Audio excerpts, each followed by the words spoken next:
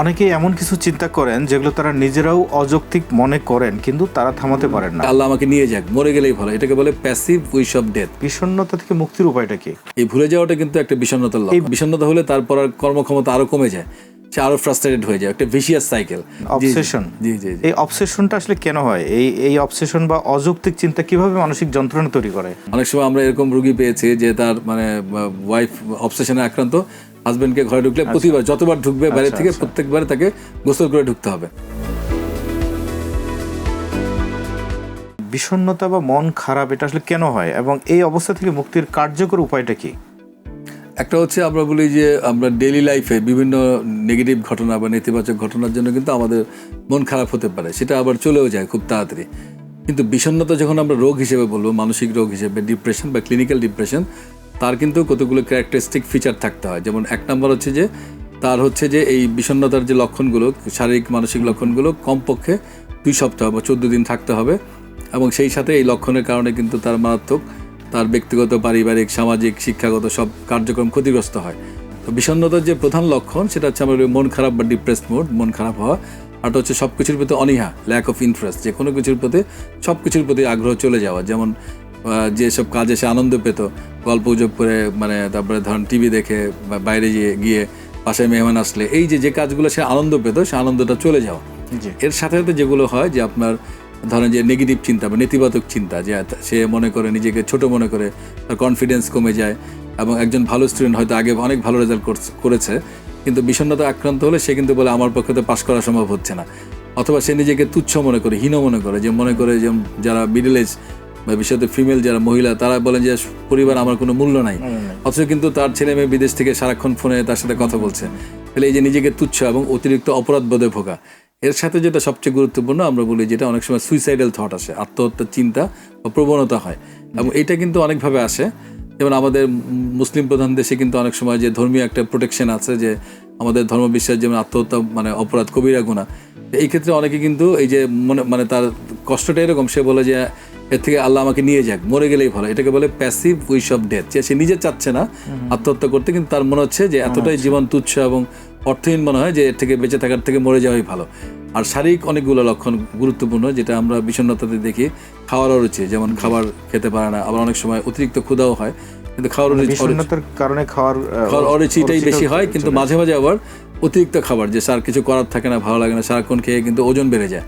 কিন্তু সাধারণত খাওয়ার অরুচিটাই প্রধান। রাতে ঘুমের ডিস্টার্ব হয়, যেটা বললাম, ঘুম আসতে চায় না, তারপরে আপনার খুব ক্লান্ত লাগে, দুর্বল লাগে, মানে বিছানা থেকে উঠে গিয়ে 1 গ্লাস পানি খাবে এই শক্তি থাকে না, মানে সে একটা মানে অকর্মণ্য হয়ে যায়। তারপরে আরেকটা যেটা হয়, আপনার সেক্সুয়াল প্রবলেম হতে পারে, এবং সেই সাথে সাথে তার এইসব কারণে কিন্তু ওজন কমে যাওয়া। তো এই যে, এবং ক্লান্তিবোধ, এই যে ব্যাপারগুলো, এই শারীরিক মানসিক লক্ষণ যদি কারোর মধ্যে 14 দিন বা তার বেশি সময় ধরে থাকে, তাহলে আমরা বলি যে তিনি বিষণ্ণতা আক্রান্ত হয়েছেন।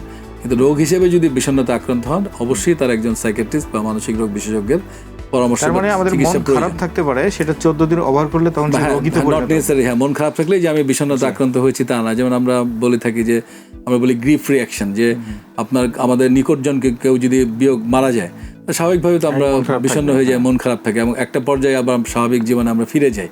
কিন্তু এটা যখন প্রলম্বিত হয় অনেক দীর্ঘ সময় ধরে, আপনার 2 মাস বা অনেক লম্বা সময় যদি হয়, সেটাও কিন্তু তখন আমরা বলি abnormal grief reaction, তখন কিন্তু সেটা আবার রোগে পরিণত হয়। এখন ধরেন কোনো পরিবারের একটা সদস্য বিষণ্ণতায় আক্রান্ত হলো, আমরা এটা বুঝতে পারছি, সেক্ষেত্রে পরিবারের কি করণীয় এবং বিষণ্ণতা থেকে মুক্তির উপায়টা কি? একটা ভালো প্রশ্ন, যে গুরুত্বপূর্ণ প্রশ্ন করেছেন। যে প্রথম কথা, পরিবার কিন্তু বুঝতে পারে, পরিবারের সদস্যরা, যেমন যখন সে দেখবে তার ছেলে বা মেয়ে ক্লাসে যাচ্ছে না, ঘরের মধ্যে আবদ্ধ হচ্ছে, আগে যেমন আত্মীয় স্বজন আসছে তাদের সাথে কথা বলতো, পড়াশোনায় মনোযোগ চলে গেছে, মানে ভুলে যাচ্ছে। এটা কিন্তু স্টুডেন্টদের মধ্যে একটা বড় সমস্যা। আমাদের বিষণ্ণতায় ক্লিনিক্যাল প্র্যাকটিসে দেখি যে তারা কিন্তু আগের মতো পড়ায় মনোযোগ দিতে পারছে না, ভুলে যাচ্ছে।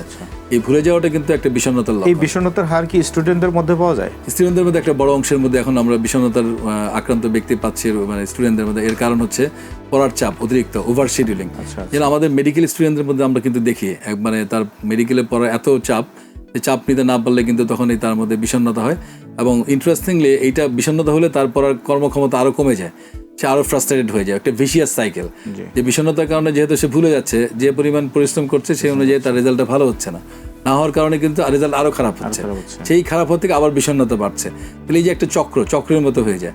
তো আমরা কিন্তু বলি যে তখন যে অবশ্যই তাকে বিষণ্ণতার চিকিৎসা নিতে হবে এবং চিকিৎসার মানে মধ্যে বিষণ্ণতা কোনো পরিবারের কোনো সদস্য যখন বিষণ্ণতা আক্রান্ত হবে তখন কি ওই পরিবারের সদস্যরা তাকে ডক্টরের কাছে নিয়ে যাবে, মানে আপনাদের মানসিক অবশ্যই, হ্যাঁ, বিশেষজ্ঞের তাদের কাছে উচিত নিয়ে যাবে যে- না তাদের নিজেদের পক্ষ থেকে কিছু করার আছে? প্রথমে তারা যদি তার সাথে কথা বলে তার কোনো ব্যক্তিগত কোনো সমস্যার কারণ থাকে, বিষণ্ণতার বা হতাশার যদি কারণ থাকে, সেগুলো তাকে মানসিক সমর্থন বা সাপোর্ট খোলামেলা কথা বলা, কথা বলবে, তাকে সাপোর্ট দেওয়া এবং চেষ্টা করবে যাতে সে এই অবস্থা থেকে বেরিয়ে আসতে পারে। কিন্তু তারপরে যদি সে ওভারকাম করতে না পারে তাহলে অবশ্যই একজন সাইকিয়াট্রিস্ট বা মানসিক রোগ বিশেষজ্ঞের পরামর্শ নিলে তাকে কিন্তু আপনার 1 মাসের মতো যদি অ্যান্টিডিপ্রেসেন্ট বা বিষণ্ণতার রোগী ওষুধ এবং পরবর্তীতে আমরা বলি সাইকোথেরাপি, যেটাকে বলে কগনিটিভ বিহেভিয়ার থেরাপি। অনেকেই এমন কিছু চিন্তা করেন যেগুলো তারা নিজেরাও অযৌক্তিক মনে করেন কিন্তু তারা থামাতে পারেন না, অবসেশন। জি জি জি। এই অবসেশনটা আসলে কেন হয়? এই অবসেশন বা অযৌক্তিক চিন্তা কিভাবে মানসিক যন্ত্রণা তৈরি করে? খুবই গুরুত্বপূর্ণ কথা বলেছেন, প্রশ্ন করেছেন। সেটা হচ্ছে অবসেশন বা সূচিবায়ু বলি বাংলায়, যে একটা অতিরিক্ত চিন্তা, অহেতুক বা অপ্রয়োজনীয় চিন্তা। অনেক সময় আজে বাজে ছবি মাথায় আসতে পারে, আজে বাজে মানে একই কাজ বারবারে করা, যেমন যেটা হয়তো একবার দুইবার করলে করে যে বারবার করছে, যেমন বারবার হাত ধোয়া। কোভিডের সময় আমরা দেখেছি যে হয়তো একটা হ্যান্ড ওয়াশ একদিনেই শেষ করে ফেলেছে।